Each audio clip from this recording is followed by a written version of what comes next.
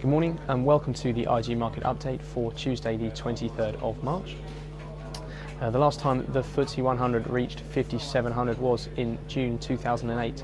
We almost got there this morning, high so far in early trading of 56.95, and that's pushing the FTSE up by around 45 points on this fairly strong morning. A couple of company results, major company results out this morning. Oil and gas exploration company Cairn Energy lead the way. They're up 12%. They've raised their forecast on their Indian production up by a third to 240,000 barrels a day. And they've also posted a $52 million worth of profit for 2009. And this is an improvement on the 10 million posted in 2008. Insurance giant Legal & General are following them. They're up around 4.5% this morning, and they've raised their final dividend by a third, hinting at further dividend increases as well.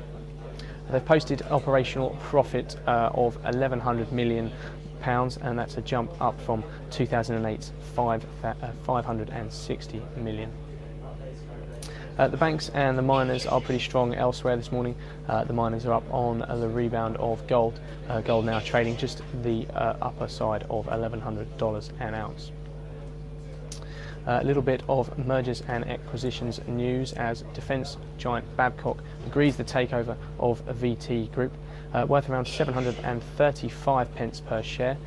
This is around 360p cash and 0.7 new Babcock shares, and this merger creating a FTSE 100 defence giant, possibly sparking an interest in more M&A activity. British Airways continues to be in the news over the strikes last weekend and another planned upcoming strike this weekend. Their shares are though up 2% this morning, and this is after they reported that they had performed better than expected during the strike, and they don't expect the strikes to affect their full year profits, which will be calculated to the end of March. Inflation figures for the UK were out this morning. The consumer price index year on year came in at 3%, and this is down from last month's 14-month high of 3.5%. It's also slightly better than the 3.1% expected by analysts, and this, some analysts reporting this shows the Bank of England is doing a good job on keeping its targets of bringing inflation down this year. It also means the Chancellor will not receive a letter from Mervyn King this month, and obviously some people would suggest that Alistair Darling won't be receiving any more letters after May 6th.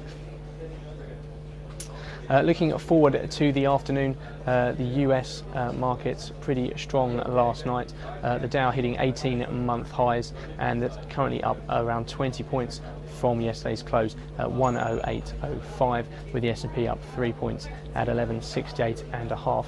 And this is despite the news about Google.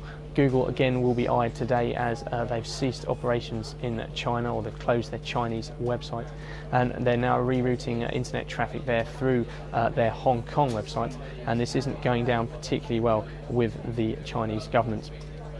And the American government may be expected to step in and mediate in that dispute. Greek debt fears also continue to weigh on the US markets, with an EU decision or an EU meeting at least scheduled for Thursday and Friday this week. Just a small amount of data to keep an eye on today. 2 o'clock UK time, home sales for existing homes in the US and US house prices also coming out then.